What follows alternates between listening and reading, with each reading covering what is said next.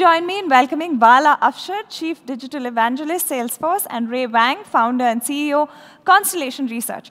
Prior to being the Chief Digital Evangelist, Vala was the Chief Marketing Officer, Extreme Networks. In addition, he's also an influencer and author and contributes weekly on technology, business, and leadership articles to Huffington Post, Inc. magazine, and other publications. He also co-hosts a weekly video show, Disrupt TV, inviting Fortune 1000 business executives, startup founders, venture capitalists, and tech and media personalities, covering business, technology, and leadership topics. Ray is the co-host with Vala on Disrupt TV. He also is an influencer and an author. His groundbreaking best-selling book on digital transformation, Disrupting Digital Businesses, was published by Harvard Business Review Press. Over to you, Vala, and take it away.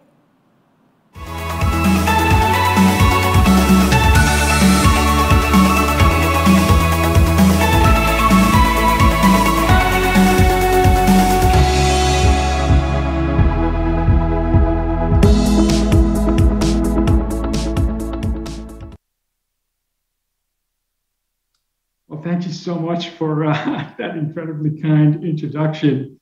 Hello, Ray. Hello, Vala. This is an unusual Disrupt TV show. What are we doing? It is. What an honor and privilege to be able to speak to incredible NASSCOM community.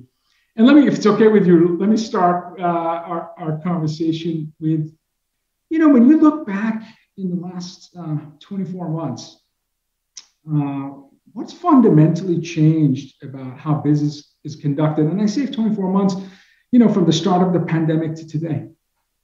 When we were thinking about this session, we were trying to figure out what were all these different themes, right? The great realignment, moving back to the new normal, we thought about all these changes. And I think you and I realized that something was important here. There was a great refactoring that's changing this. And it's our outlook, right? What do you want to accomplish as an individual? What do we want for our families? How do we expect our businesses to run? And what do we expect, from our governments, right? Or don't expect? And simply put, right? A monthly meeting, right? We would go into on a Monday to talk about what would happen last month. That's not even valid anymore, right? All these things have shifted, right? Simple things like analytics, they have to be real time and predictive. We thought work from home was impossible, right? Like that would never happen. People would never be productive, right? And now we're like, oh, this is both great and it might not be as good. And what's the good and what's in the bad? And I think that's shifted. But for you, Vala, you've also looked at this different, right? Like we know businesses have shifted how they've operated, but can you summarize the impact of the pandemic on business, leadership, and innovation? Yeah, well, certainly the pandemic has served as an accelerant to innovation, IT transformation, software, hardware, technologies.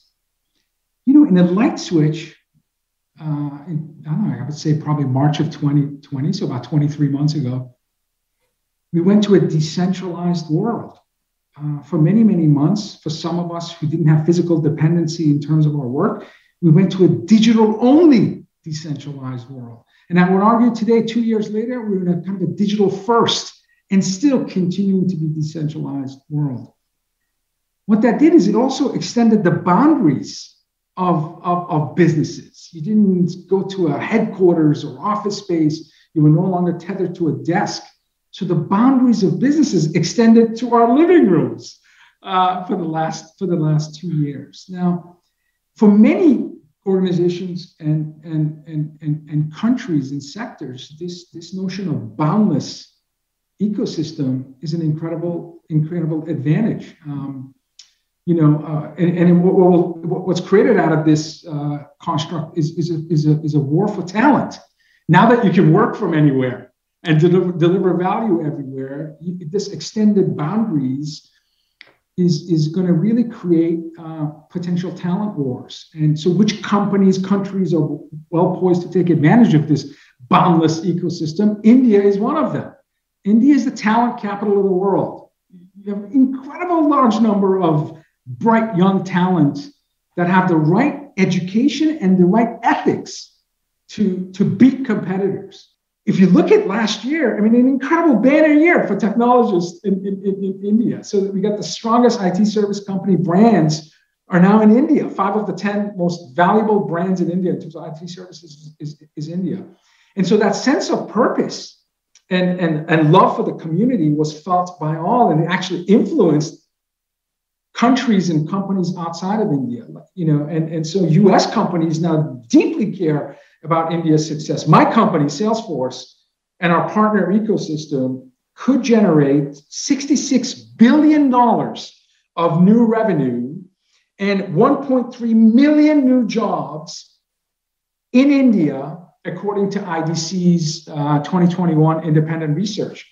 So again, companies like Salesforce and others were all inspired, and now we want to create partnerships with the technology sector in India because that's the home of innovation. And you've been writing about this, you've been speaking around the world. What are some of the trends you're seeing from the pandemic that will carry over, not just this year, but Ray, for the next 10 years?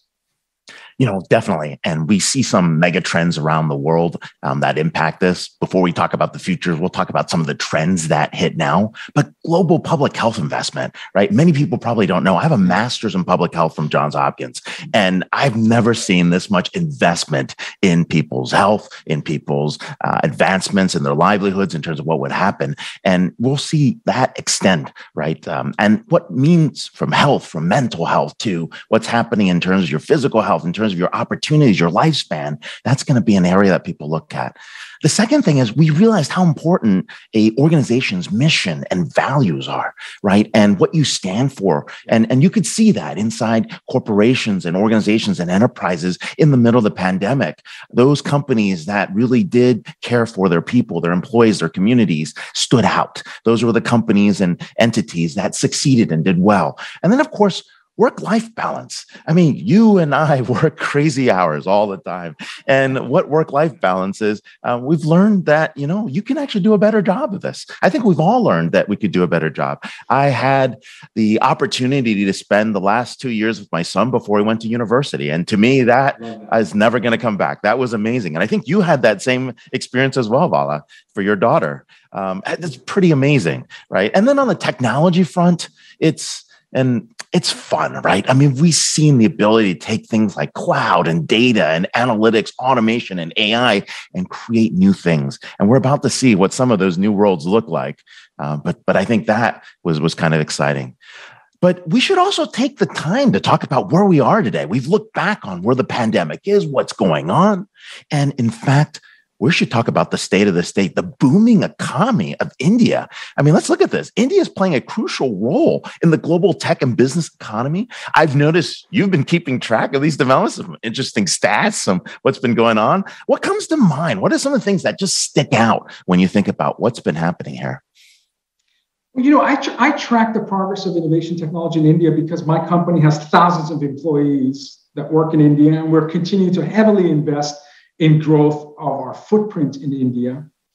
And I had the privilege of looking at an incredible research from NASSCOM that summarized last year, 2021, progress in the technology sector, specifically looking at entrepreneurs in the tech space and startups. Ray, I want to share some of these stats, and I think all of our audience need to understand when we talk about an unforgettable year in terms of technology startups in India. Last year, 42 unicorns, which was almost four times greater than the year before. So we're looking at over over 2,000 tech startups founded. Now, this is in a base of about 26,000 tech startups in India. $24 billion funded. Again, that's 3 times more than 2020, so 3 times more. We also saw, January of this year. So we're thinking, is this momentum, this unbelievable momentum going to get carried over this year? Just in January, there's been $3.5 billion across 130 deals that have been invested. Just January 2022. So, it appears that 2022 could be another banner year for India, for home of startups and unicorns. So India is home to innovation. So that's clearly what we saw. We also saw, when we're talking about boundless ecosystem, you saw ecosystem becoming more inclusive and diverse. Almost 1 in 3 of the tech startups were based outside of the established hubs in India. So this notion of boundlessness. Again, you can work from anywhere, you can produce innovation from everywhere. And another incredible thing in terms of expanding boundaries and how that it, helps foster equality. 15% of the tech startups had at least one woman founder, co-founder. So we're seeing incredible equality and innovation. That, on top of the generosity spirit, the Barut spirit that I talked about, has also intensified corporations investing in India. You saw 260 unique corporations active in the 2021 funding. Of course, that led to an incredible M&A pace.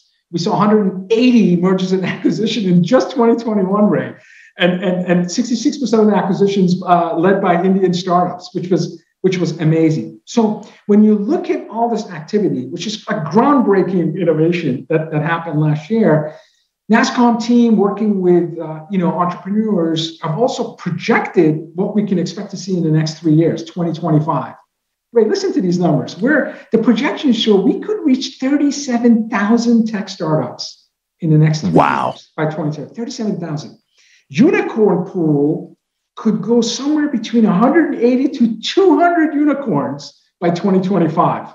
So that means that as far as industry valuations, you could see $600 to $700 billion of new evaluations. And of course, recent announcements with full support of the government, the goal is to have the service exports reach $1 trillion in India, already a $3.2 trillion economy. So, what an example of the human spirit, the toughest 2 years of our lifetime, where, we've had incredible hardship, incredible number of, deaths around the world. In the US, we just crossed 900,000. And yet you have an economy that's thriving and growing because it was purpose-led, it was mission-led, and it was community-led. It was people first, digital first community. And it's really, a country serves as a role model for the rest of the world. And I think that's clearly what we're seeing. Tell me about the fact of the trends that you see, because you are advising many of the business leaders of many of the companies we're talking about.